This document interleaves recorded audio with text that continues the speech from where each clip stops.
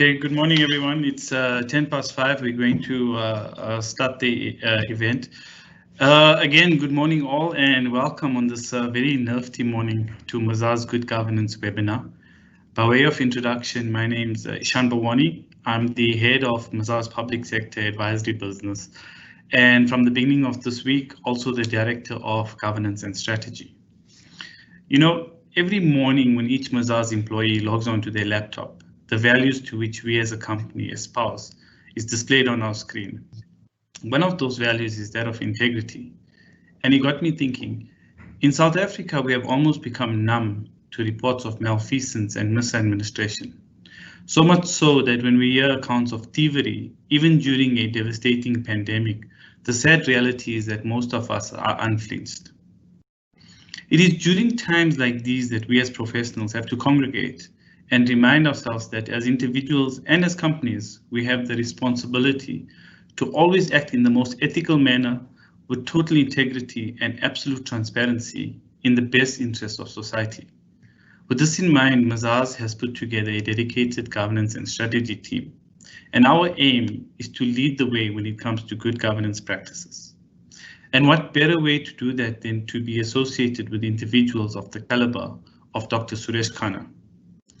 Dr. Kana is a highly experienced South African businessman who was the CEO and senior partner of PwC South Africa and PwC Africa and a member of the PwC Global Board until his retirement.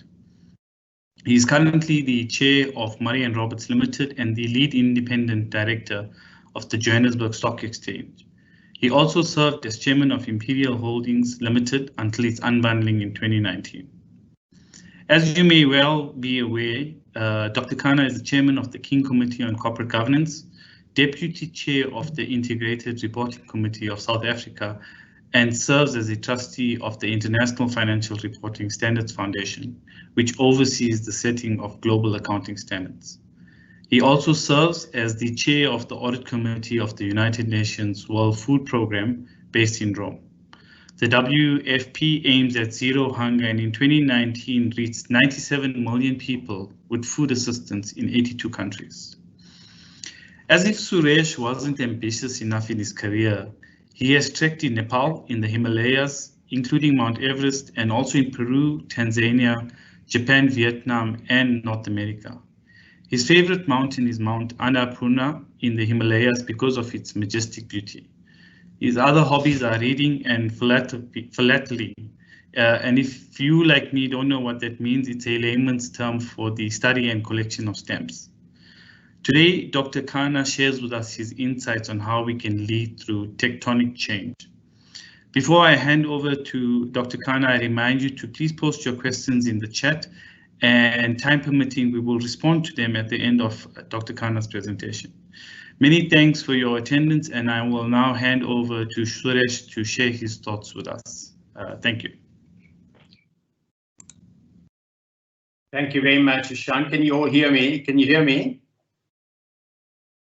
Yes, we can hear you.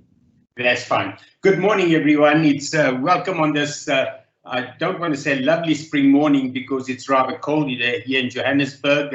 I trust you are all keeping well and safe wherever you are. I really welcome you to this event.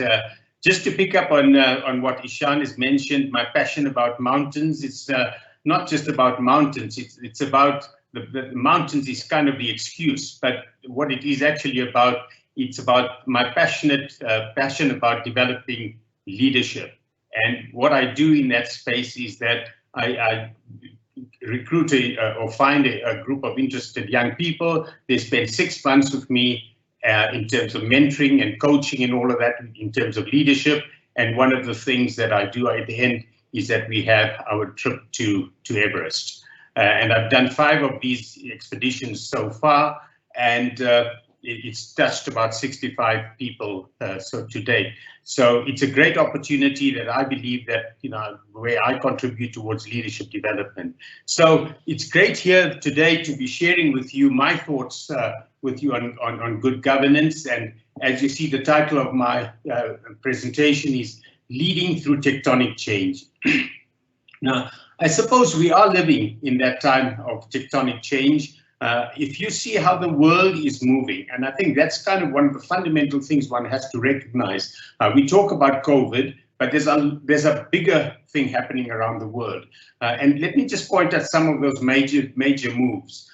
We are moving from a world where there was a chain of command to a world where there's a web of connection. So it's more about connectivity. We are moving from a world of competition to a world of collaboration. We are moving from a world where we spoke about markets before, we now talk about networks. A lot of us know about shareholders and about shareholder primacy. That was the world we were living in. We're now moving into a world where stakeholders are prime. And you have to take the reasonable needs, expectations, and interests of all stakeholders when you're running an organization. We are also moving from a world where there's been global consensus to a fractured world where we are. We just see the trade wars between the US and China and how that's impacting the world. I think that's the kind of world we're dealing with, a fractured world, where the world, for example, the US moves out of the Paris Accord. Those are kind of major things. We're also moving from a world where we spoke about elitism in the past. It's moving from elitism to populism. And also at the same time, we are moving from a world of greed to a world of green. And all this is taking place at warp speed.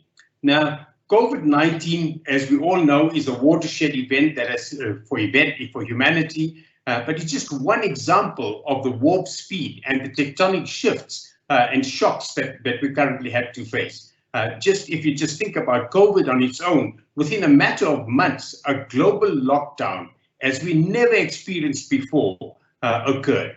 Every employer, every company, every economy had become nervous about their own sustainability. Employees have become uncertain about their careers and jobs. Supply chains have become paralyzed. Choices have had to be made between lives and livelihoods. Family life has been severely impacted with the closure of schools and remote working. And for the first time, mental health issues have come to the fore in corporations. Corporates and corporate governance has to be alive to these shifts and move with them be moved with them in tandem if they are to remain respectable, relevant, and develop sustainable businesses.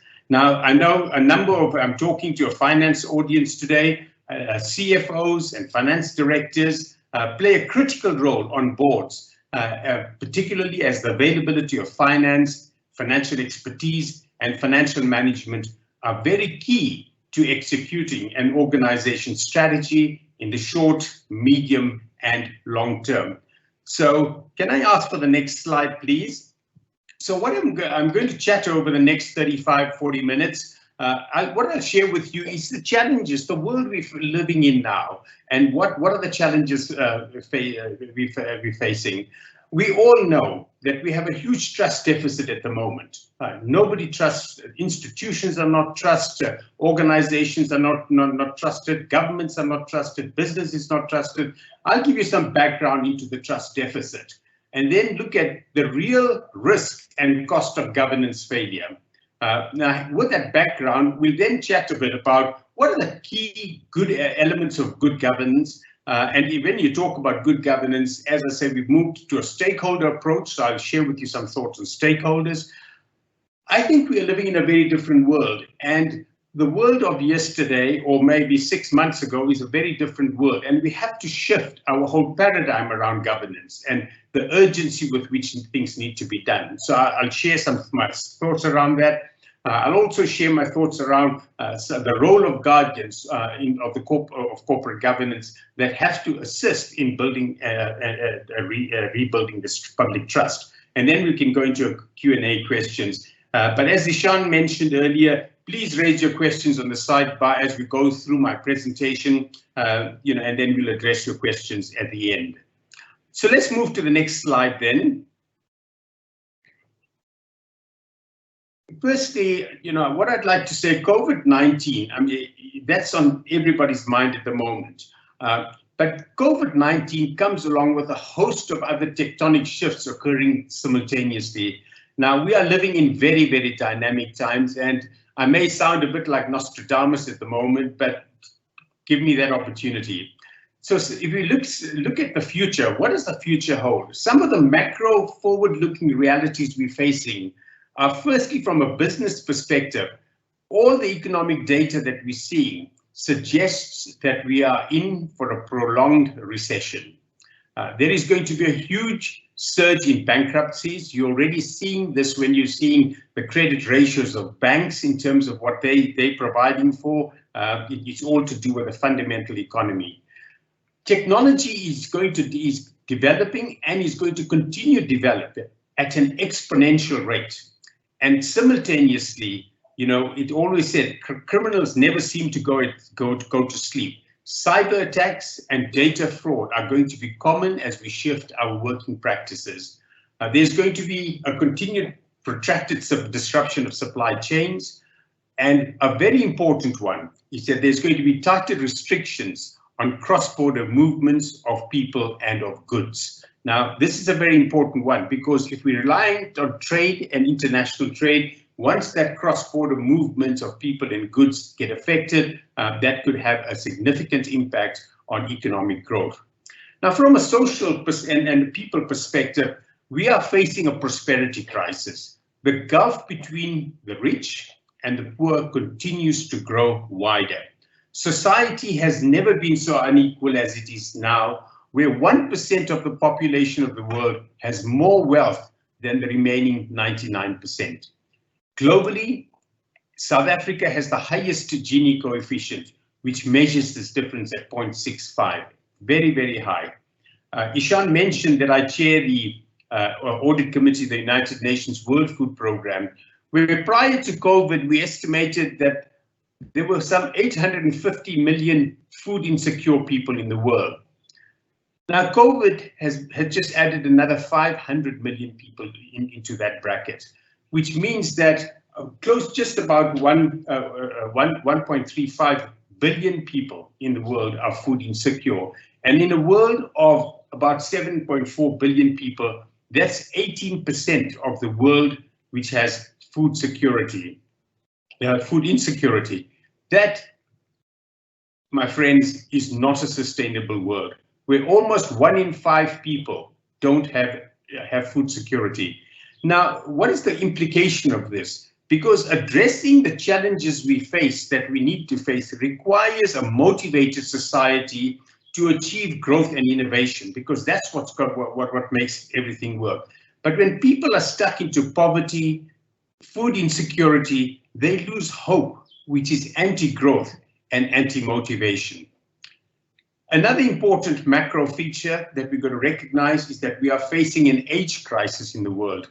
The median age in Europe is 47 years, whilst the median age in Africa is 19 years, almost a 30-year difference. So expectations of jobs, social services, tax revenues, all of those things are very, very different and will require very, very concerted effort to deliver the very different expectations that Europe has and, for example, what Africa would have.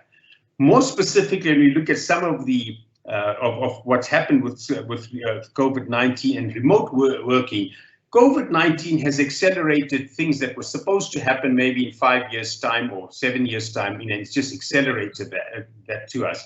The boundaries between work and personal life are being redefined. The very fact that we're doing this seminar or the webinar in this fashion is an indication of that. Generally, we would have all met in a room and spoken about it. So, and a lot of you are sitting at home and working. So the boundaries between work and personal life are being redefined.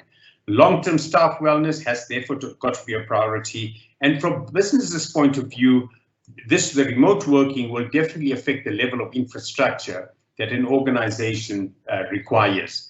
Now, a very important point around working week is the Industrial Revolution in the 1700s reduced the working week from 80 hours per week to the current 40 hours per week.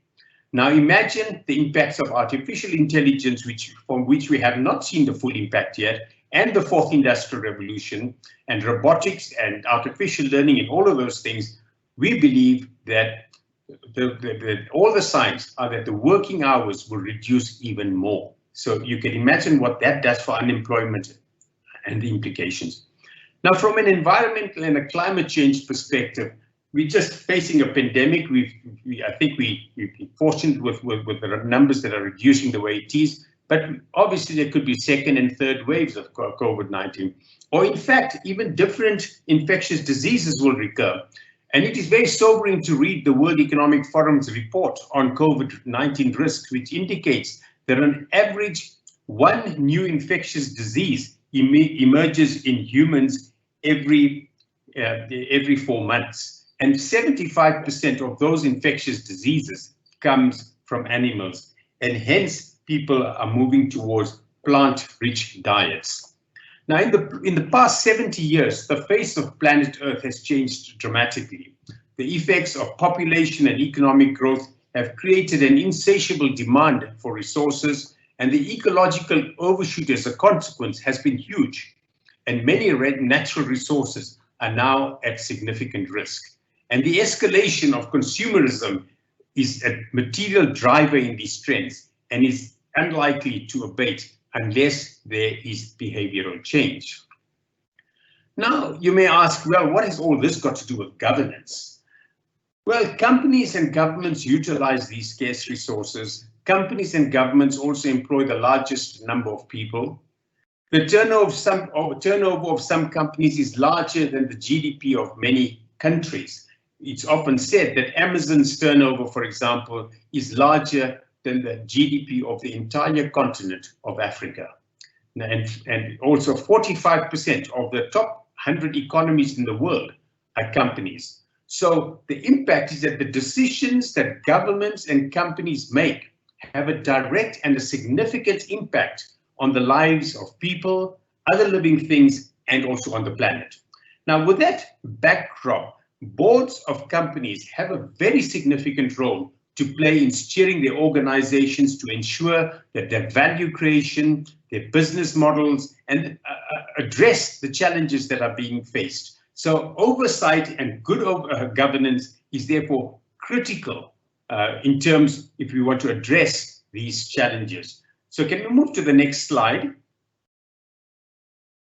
So here I've just asked, I've got two questions for you just to kind of trigger the discussion. You can keep this just in mind as we move forward, and you may want to put some questions in the sidebar as a consequence, but I'm just trying to encourage get some thought-provoking things in this context. So I would ask you to just note your thoughts on how would you rate the impact of climate change on the business strategy of your organization?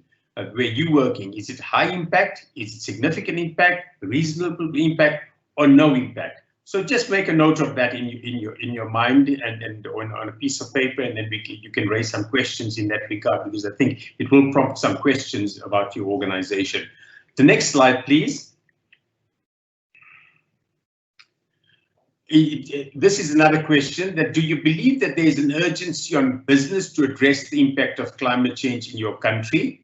Now, I do this at an international level, so this is applicable to South Africa. Is there a high degree of urgency? Do you believe that business needs to address this in the next 5 years, in the next 10 years, or just don't bother because it's just a fad? And I think this is very, very important, because you've got to kind of decide how urgently people need to deal with this. I've been reading a book called 10 Years to Midnight. And it's written by Blair Shepherd, and it highlights how critical it is. We really have 10 years to sort out the climate change, or else we're going to even have bigger issues than COVID that we're facing now. So having said that, keep that in mind. We can have a discussion around this a little later. Let's move to the next slide. I think Ishan started with this concept about integrity. And I said I was going to pick up this topic of trust. Trust to me, is a very, very important strategic asset that an organization has, and an advantage if you have it. But what is trust? Trust is an outcome of ethical and effective leadership. And in terms of what we work on at the King Committee, that's the high bar we've set in terms of the King codes over the years. We've set that for South Africa. And as part of that, integrity and transparency are its cornerstones. Trust is crucial. We all know that you will not deal with anyone or put your money into an environment, into a bank that you don't trust or whatever it is. So therefore trust becomes very, very critical to both business success and to survival. And we all know trust is earned. It cannot be commanded. It's a buildup of a lot of your activities over the years. Now, there's a global communications firm, Edelman's Research. I'm sure you've heard about them. They have done a lot of work into trust, and they have what they call the trust barometer. And they indicate that trust is a solid forward-looking indicator that is strongly connected to risk, and it's a very, very accurate predictor of organizational resilience. And if you have that trust, it also deepens stakeholder goodwill.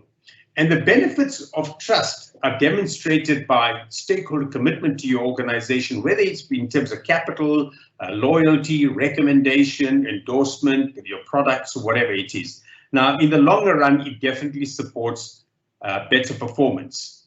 And Edelman also observed that there's clearly parallels between the level of trust that a company enjoys and its valuation.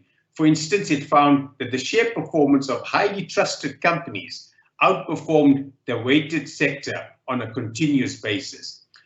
And so locally and globally, what do stakeholders expect of an organization? And this is also part of Edelman's research, where they say society or stakeholders as a whole expect that an organization will set high ethical standards, that the company is trusted, their business decisions must reflect the company values, and the products and services that they have must be of a high quality.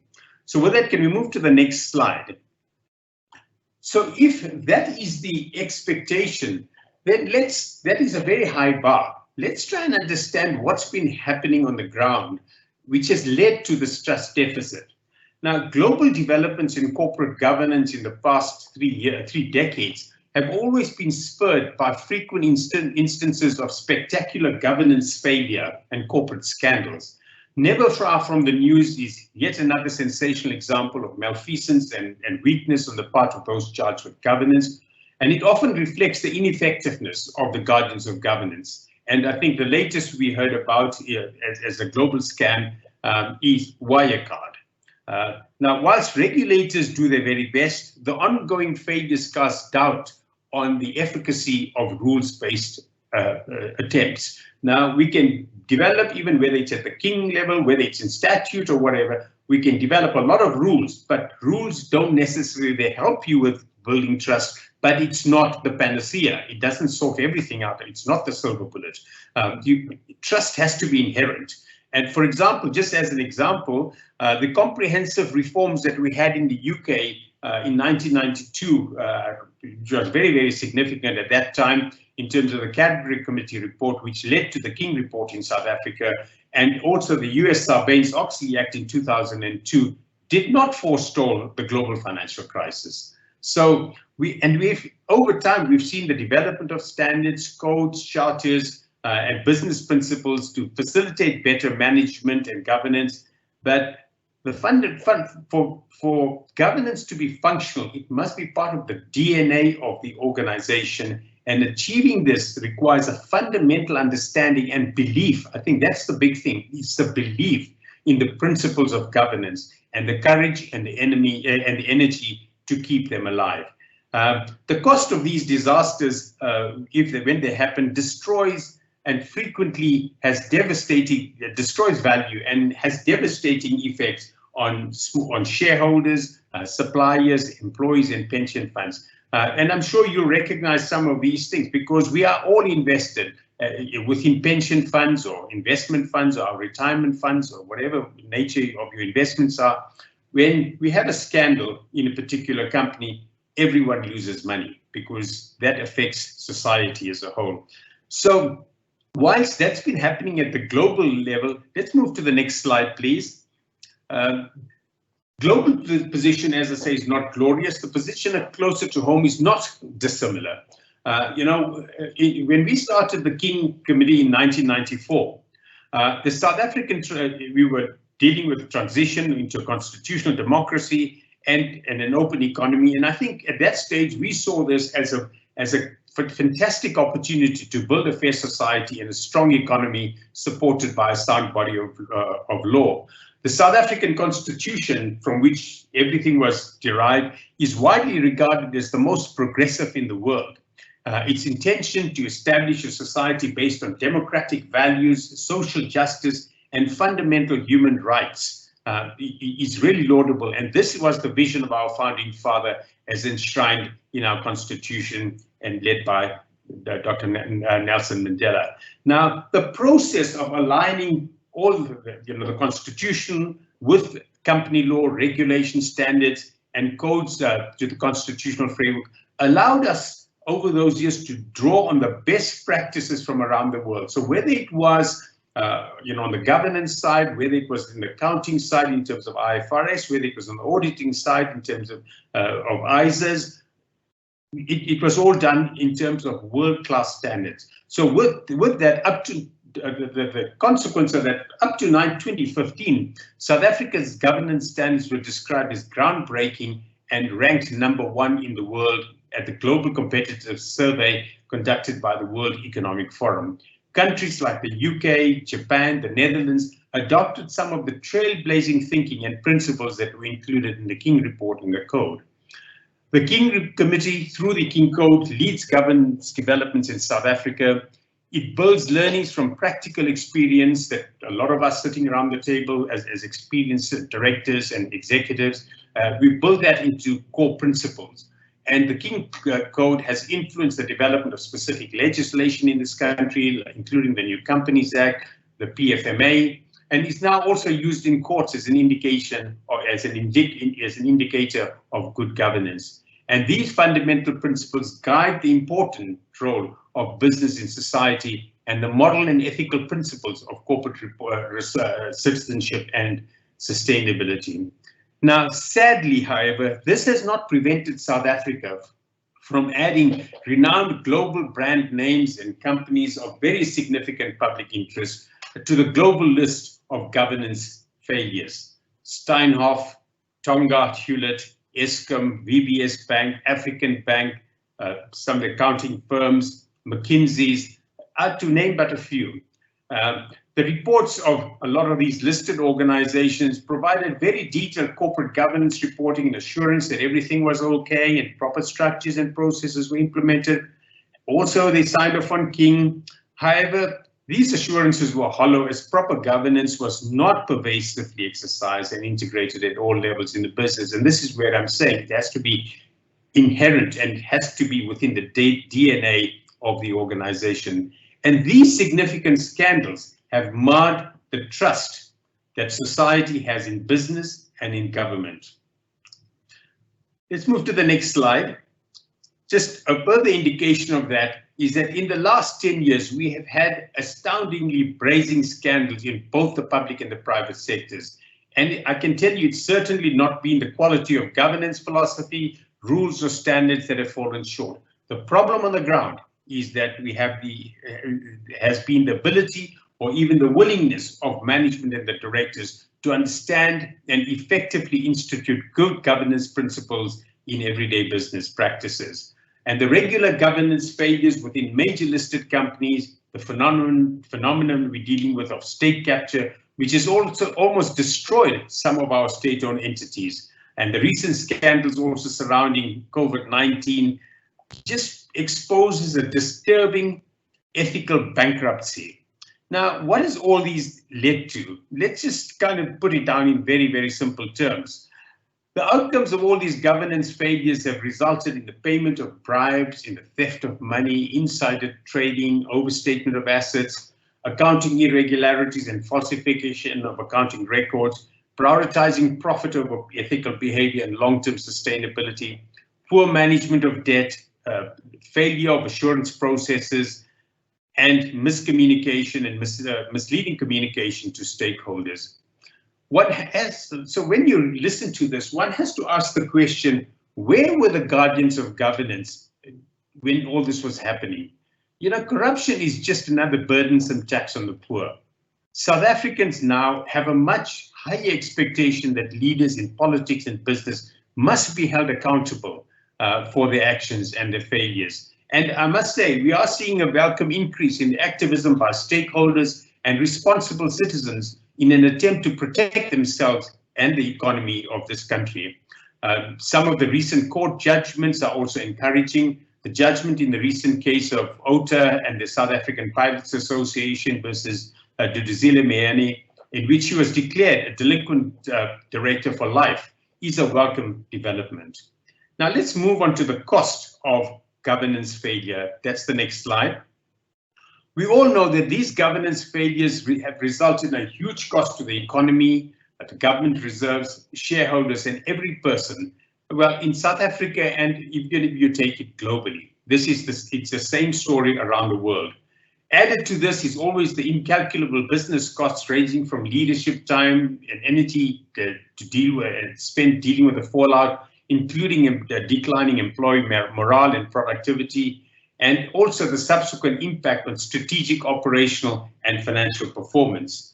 Now, Colin Coleman, the ex-CEO of JP Morgan, just recently in a talk in Cape Town at the Cape Town University, estimated that we have lost something like 2.5 trillion rand in terms of GDP due to state capture over the last decade.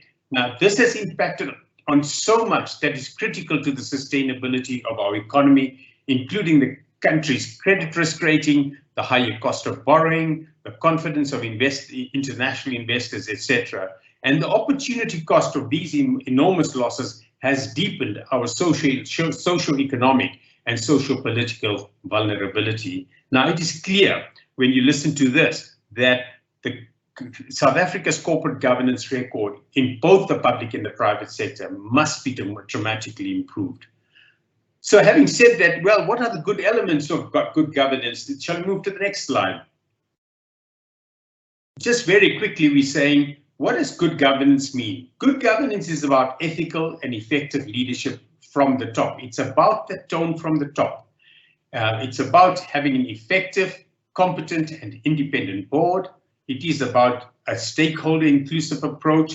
It is about demonstrating responsible citizenry and integrated thinking, and also for fund managers, pension funds, and major investors following the responsible investment principles. We've encapsulated this up in the 17 principles in the King IV report. Now, the criteria mentioned on this slide are all critical for good governance, but the most important are ethics and integrity. And I think Ishan started with that right at the commencement of this discussion, and both of which involve moral principles, values, and standards. Now, at this critical time when we have COVID, I often hear, and I know people are under sustainability issues, but I often hear the comment, bread first, ethics later. I believe this is extremely short-sighted, as ethics and integrity has no timeline or expiry date. So I think it's very, very important throughout this process. As I indicated, trust is a very, very important indicator for future success, and I think we should continue being ethical and have high integrity. Also, the appointment of competent boards which have the capability, capacity, and experience to lead the organization is very essential. Diversity in all its forms, skills, expertise, race, and gender is essential, but they have to be based on competency. Good governance, in my view, is clearly, if it's properly implemented, is an antidote to widespread mistrust between corporations and their stakeholders. It is the core of building valuable reputation and effective management protocols. Also, good governance enables quality dialogue and actions to reconcile the diverse interests of government, business, and other stakeholders. Now, one of the things is that often it's said, well, we've done this part of King. We say that to achieve good governance, all the principles of King 17 must be holistically applied, as the principles are interlinked and interdependent. And delivery of sound governance requires a concerted effort at all levels within an organization, led by the board, and must be also evident to the stakeholders. So the root cause of ineffective governance then is therefore not due to inappropriate regulations and compliance systems. It is weak leadership and a flawed corporate culture. As we say, rules and laws cannot regulate for dishonesty. We can have every rule in the book, but if people want to be dishonest, that's what we have to guard for. Now, I've mentioned culture, and if we could move to the next slide.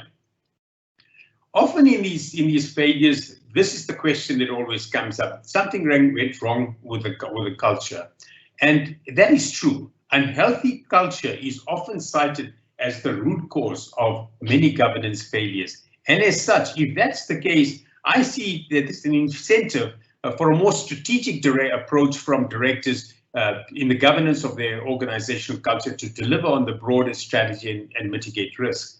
Now, we all know there's a saying, and it's quite a well-known saying in business schools. They say, culture eats strategy for breakfast. Yet boards get deeply involved with strategy and pay less attention to culture. And the only time they pay attention to culture is when something goes wrong. And they said, what went wrong? How did it go wrong? And that's why the NACD in the US, which is the National Association of Corporate Directors, emphasizes in their report, where they call it culture as a corporate asset. They talk about it and say governance, culture must be one of the top governance imperatives for every board, regardless of the size of the sector. Now, defining and ingraining and monitoring the ethical corporate culture is very tough and complex work, but it's an asset. We know it's an asset. Like trust is an asset. It must be given the same attention and importance as applied to other strategic assets. Trust may not appear on your balance sheet, but if you don't have it, your balance sheet becomes almost irrelevant because nobody would want to trade with you. So organizations that design, prioritize, and prioritize strong ethical cultures definitely have much more sustainable performances. So let's just talk a little bit about board effectiveness, what makes board effective, and where do issues often arise. Now, the key issues of ineffectiveness often is that the dominance. We often have dominant CEOs and the board rubber stamping powerful executive decisions. I think you can see that, and if you read the judgment of SAA, you could see the part of that coming out more from the board in that case rather than the CEOs. There's a skewed balance of power between executives and non-executives. Lack of managing conflicts of interest, and I'm sure we read about that. And again, Ishan mentioned that we've almost become immune to these things as we see them on a daily basis. But conflicts of interest are a huge issue. Ineffective and inexperienced board members. I think here it's very important that we have experienced board members that lead organizations, because, as I indicated, the stakes are so high and the decisions that have to be made are so significant. If we want to be successful as a society in the future, then you need experienced people. Frequent chopping and changing of the board of directors or chairperson is a big one. Importantly, and I think we can see this, interference of shareholders in the running of the business. I think you know where that arises, and I'm sure there's examples in your mind around that already. So to be effective, can we move to the next slide? Boards have to focus on a couple of things. Board appointments, because it starts with that if you don't have the right candidates for your board and candidates that have practiced ethical standards and have integrity, you're on a slippery slope. And that's why probity checks are very important in that environment. Board members must be independent in character and judgment. There must be a robust assessment of potential conflicts of interest. One has to ask the question, is there proper balance between the board, between executives and non-executives? Is the balance of skills and the skills matrix correct for the board? Are new directors properly inducted? Because you cannot expect people to come in from outside and know the organization as well. They have to be led into the organization very successfully. Are deep succession plans in place, because it sets the tone that nobody has to be in a place forever. How a very important one is board conduct. How are board meetings conducted? Is robust debate encouraged? Is skepticism exercised? Are difficult questions asked at the right moment in a responsible way? Or do people just sweep things under and keep quiet? Because that's where things go wrong. So I've just put another 2 questions just to ask for you to think about. If you can move to the next slide, please. Okay, let's move on to stakeholders. Then I haven't got the questions there, but I'm sure we'll pick that up. You can, the one point is, oh yes, the questions. Firstly, how would you rate the level of overall application of good governance standards in organizations that you work for in your country? Do you believe there's a high level of application, a reasonable level of application, significant improvement required, or an unacceptable level of application? So you can think about this, and maybe it just gets you to start thinking about some of the points. Move on. Next slide. Similarly, what do you consider to be the main contributor to boards failing to execute on their fiduciary duties in organizations in your country? We often see, and Ishan mentioned this also, that we just see this and people just accept things. But what do you think is the core source? Is it we have too many dominant CEOs? Is it about conflicts of interest? Is it about a skewed balance of power between executives and non-executives? Or is it about shareholder interference? So think about that, and we can pick that question up. So with that, let's move to stakeholders. Just talk a bit about stakeholders. I think it's a slide before that, before the 2 question slides. We could just move forward. Move a question forward. Yeah, okay, leave it there. That's fine. Let's just talk a little bit about stakeholders before I get into the shifting the governance paradigm. I think we're saying that we're living in a new world of stakeholders. That's the new term. It's kind of a strange thing that we coined this kind of approach when I've been involved with the King report for over 25 years now, and we coined this term of stakeholder approach in 1994 already.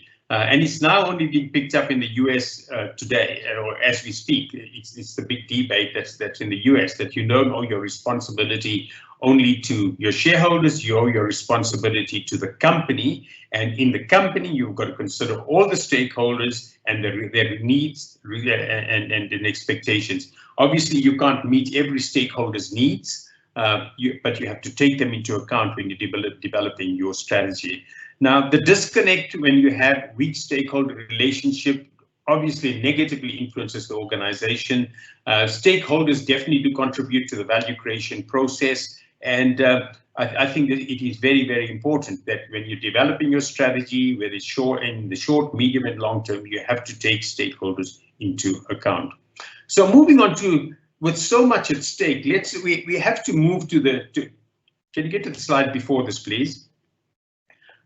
With so much at stake, we need to think about shifting the governance paradigm.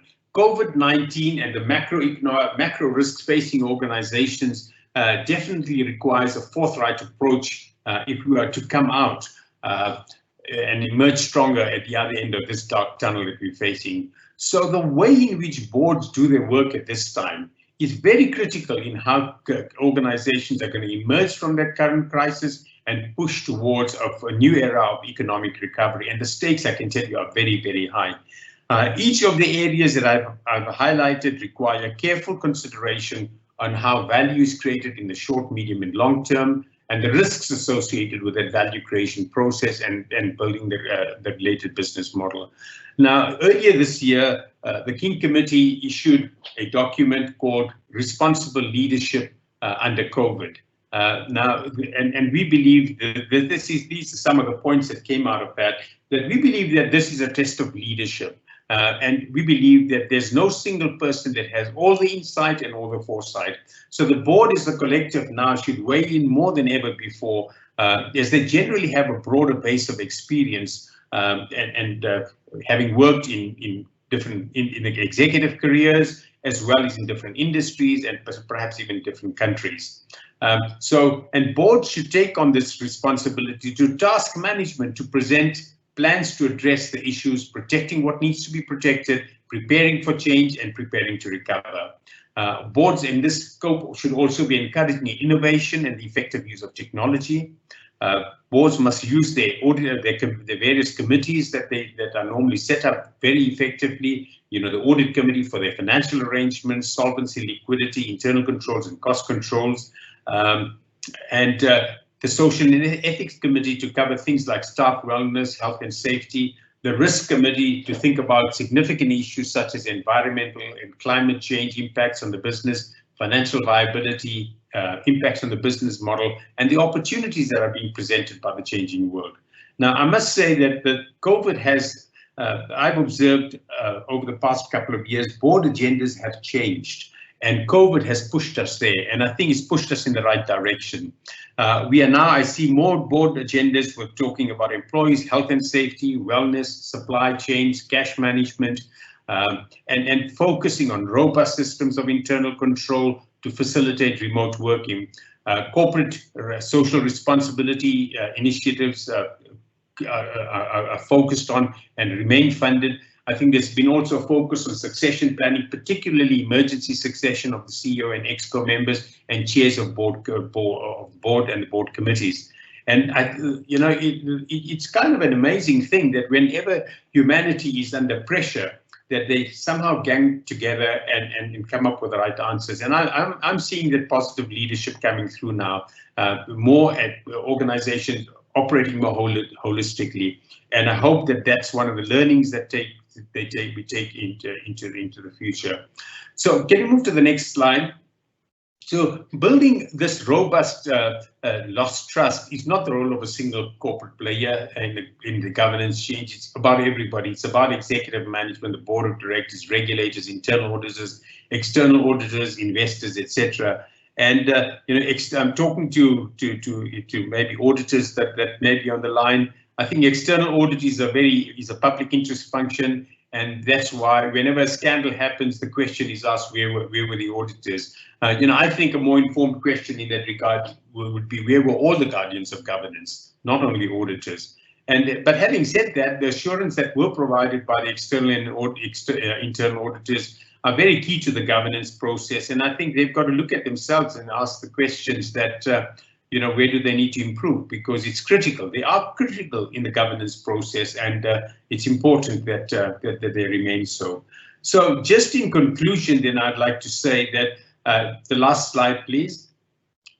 We stand at a historic moment of truth in South Africa's development, and I suppose when we're talking about governance, even at the global level, the commissions of inquiry, whether they're local or whether they've been international, because there's been inquiries in the UK and USA as well, they have demanded transparency, and those inquiries have identified in a detailed way the interplay, the drivers of corruption, and how it erodes the integrity of individual relationships, processes, and systems level. And so with that, we have to act swiftly. We can't keep saying and denying the problem and put our head in the ground like ostriches. So we have to learn from that, and we've got to act decisively.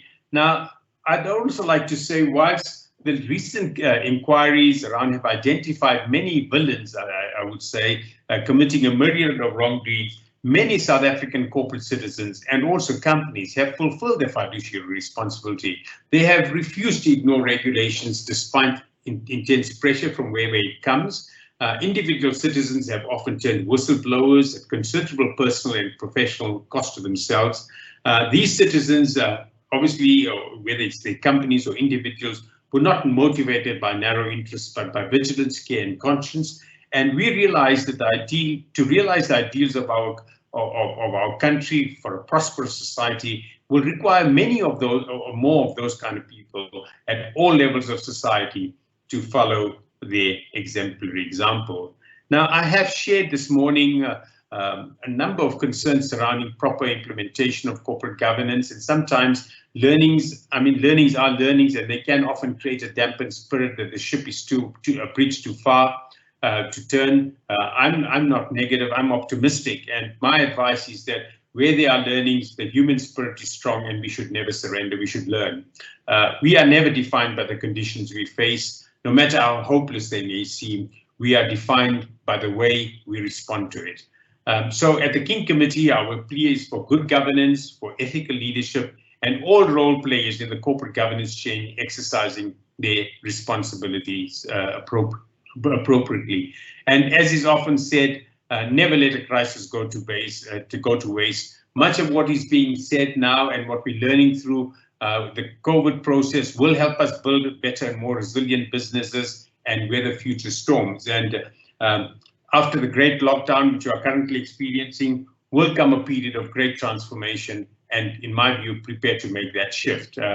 So with that, thank you very much. I'll just put a thought up for the day, for the next slide, that if you think that it takes 20 years to build a reputation and 5 or even 1 minute to ruin it, and you think about that, you'll do things quite differently. So with that, we can have some questions, and Ishan, over to you.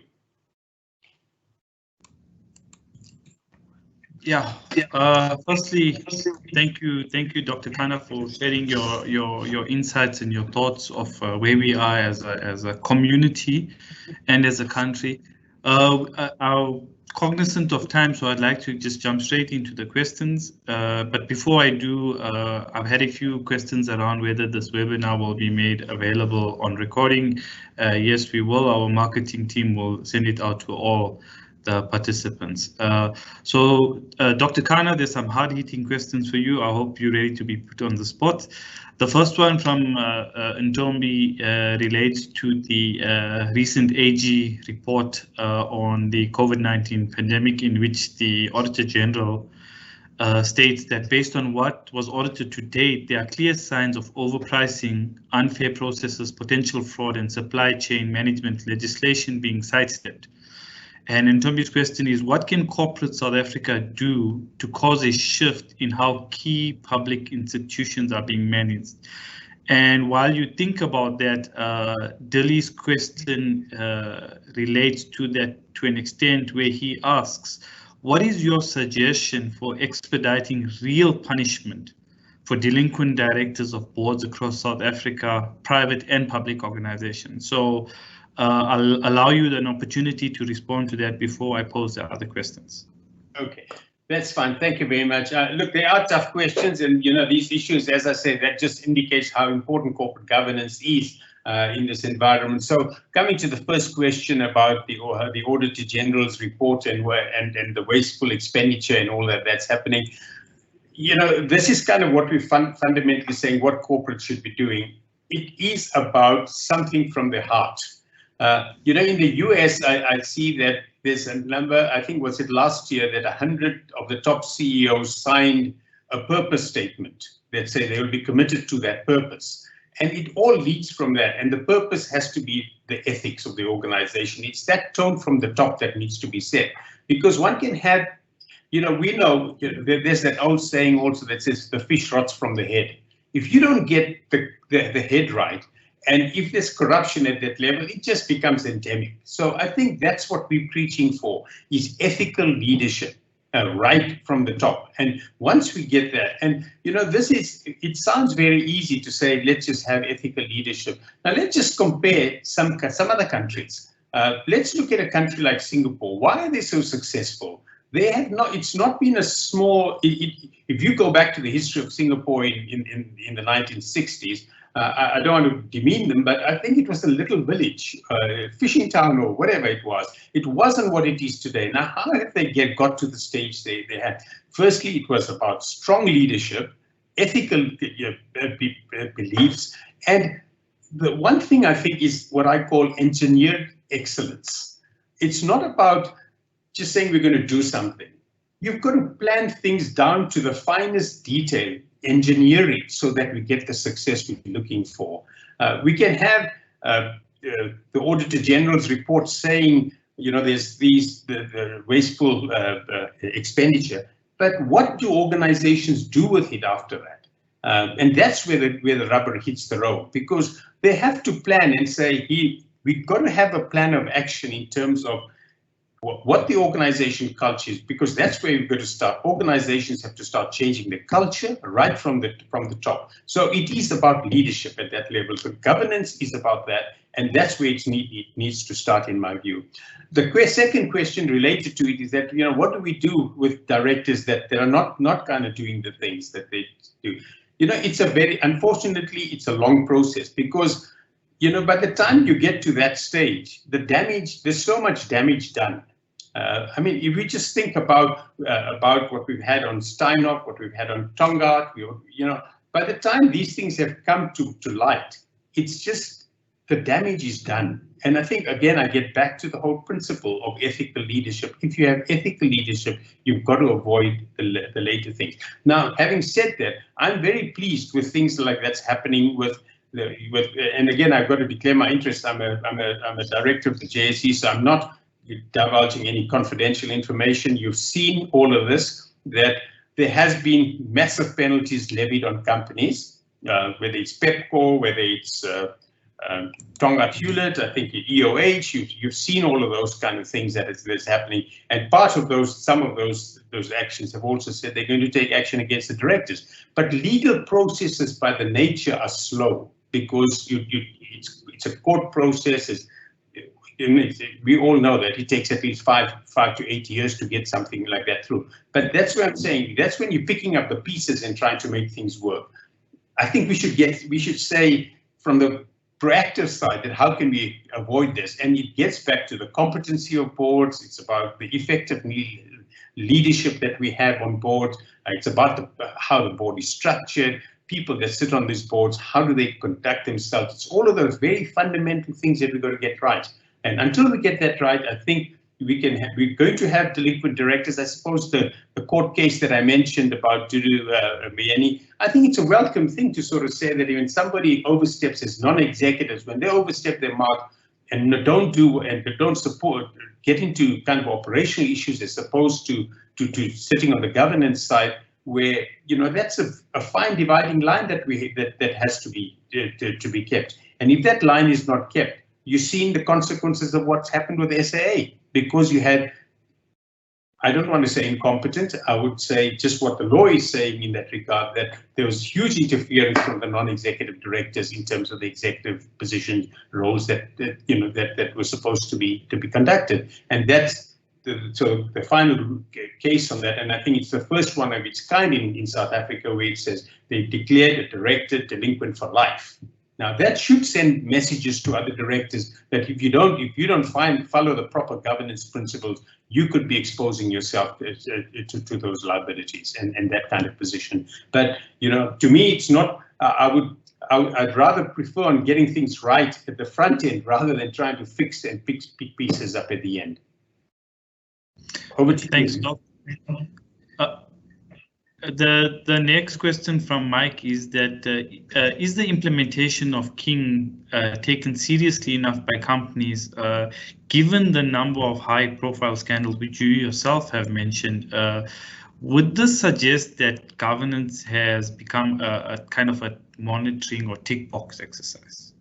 I think that's one of the reasons. If you look at the difference between where we were in King 3 and where we were in King 4, we were very conscious that it was becoming a tick box exercise, because if you look at King 3, there were something like 65 principles that we had, and we said, how do we expect people to work with 65 principles? Because that's why that was the biggest shift we made between King 3 and King 4, to bring it down to a principles-based approach. So in King 4, we have 17 principles, 16 of which we applied to the company, and one that applies to investors and fund managers and asset managers.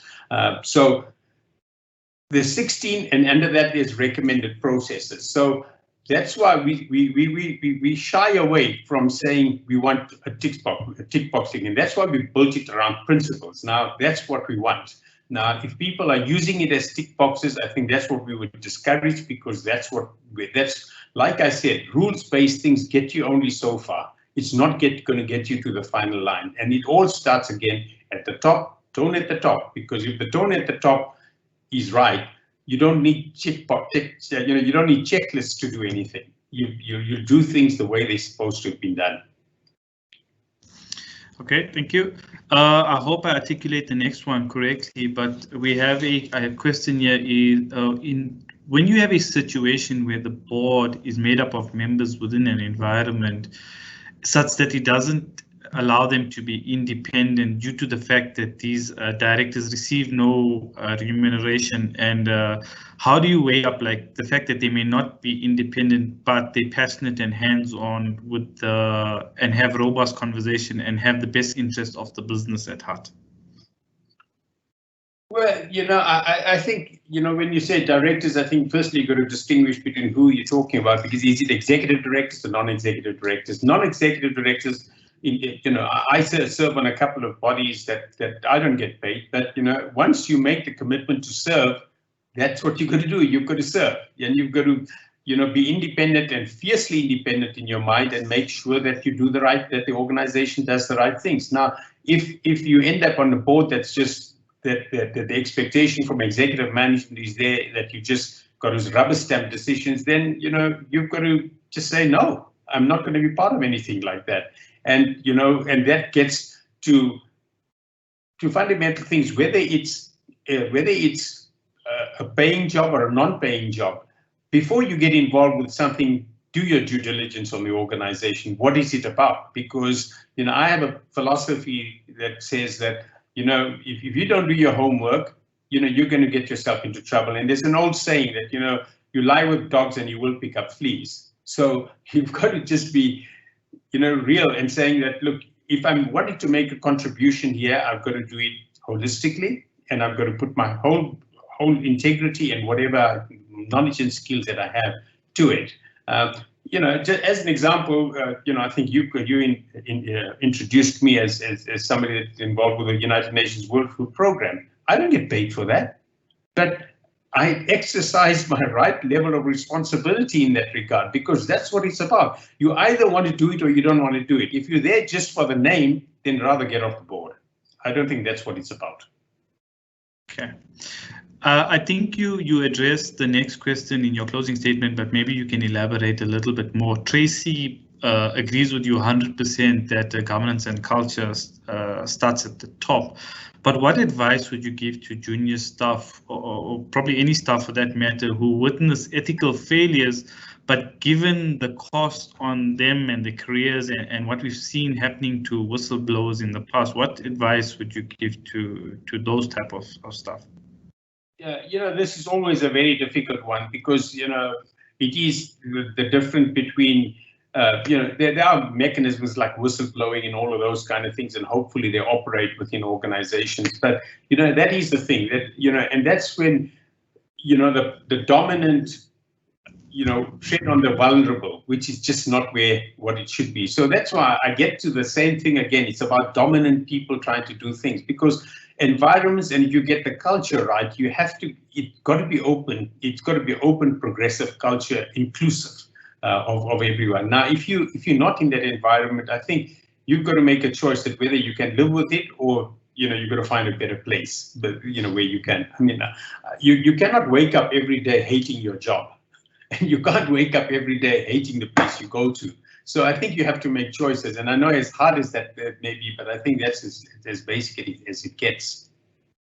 Yeah, no, true. I mean, but you do get situations where you love the company that you work for, you love the place, but you do see ethical mishaps, and you always it's difficult sometimes for people to blow the whistle. It's understandable, and it's happened where whistleblowers have been kind of sidelined and have lost their careers and stuff like that. And I think, yeah, it is a difficult situation, like you mentioned.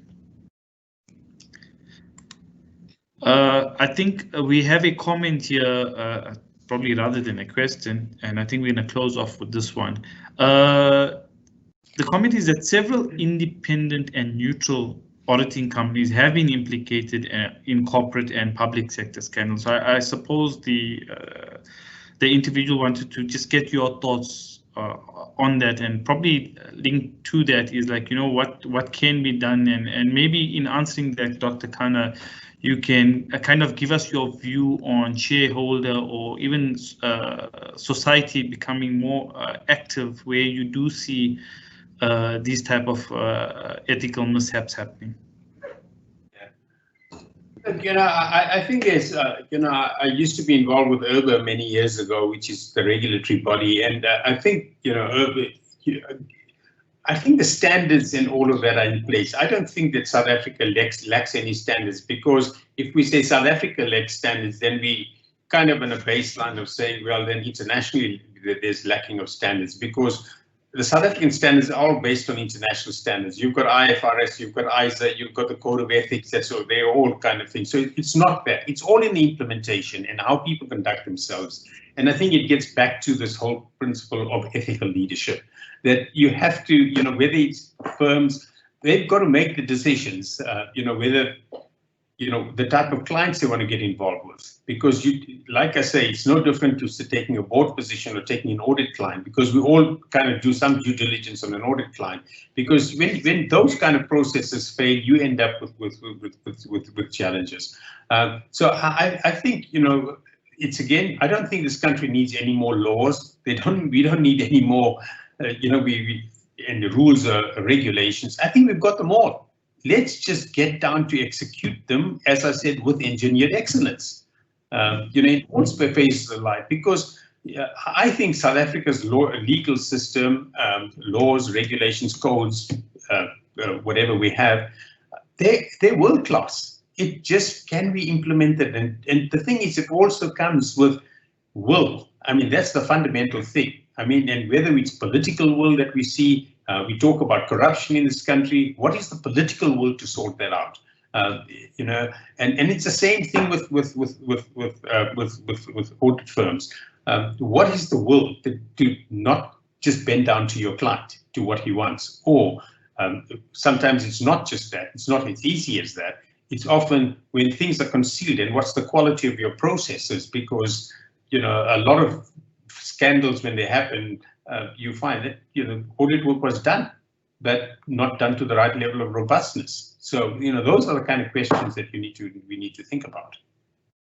Okay, Dr. Kana, we're almost out of time. I think the last comment from Tariq is, firstly, he thanks you for your insight on corporate governance, but he wants to know, as an individual, is there a way that he can apply to be part of your mentorship program? And I think that would be valuable to most of our respondents. Yeah, look, I run the Everest one every second year. So I've done 5 so far. So that's, I mean, I just did one last year, so I'm not doing one this year. And obviously COVID, you just can't do anything. So I mean, I'm sure maybe we'll do something next year. But I'm always open to advice. I've worked at universities. I help research. I help everything. So give me an email call. I mean, I'll take down my email. I'm willing to chat to anybody, because I think that's part of my role that I see as the development of young people, and I'm passionate about the development of young people. So, and whether it's now or whether I was at CEO of PwC, I mean, whoever you speak to, that they know me, and if that's some kind of legacy that I've left, that's what it is. I'm passionate about the development of people. I established the business school at PwC and those kind of things. So I'm just saying, if you need to speak to me, I'm open. Just send me an email. My email address is sureshpkana@gmail.com. Okay, Dr. Kana, thank you very much. Firstly, I'd like to thank the attendees, the participants for attending the webinar. It's events like this that when we congregate as professionals, it helps us just to refresh our thinking around what is the right thing to do, how to better ourselves. On behalf of Mazars, Dr. Kana, I thank you. We don't often get the opportunity to talk to leaders such as yourself, even though you may be very open to speaking. Many of us don't get the opportunity to hear directly from leaders such as yourself. So thank you for that, for sharing your thoughts.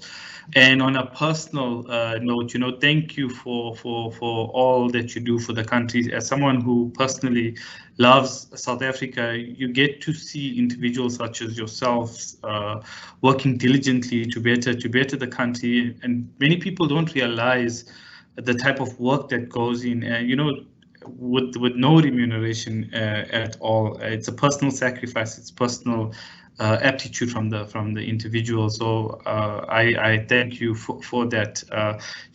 And lastly, to close off, they say a sign of good governance is to finish things on time. It's exactly 11:15.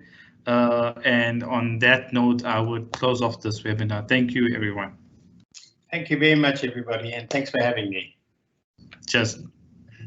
Yes.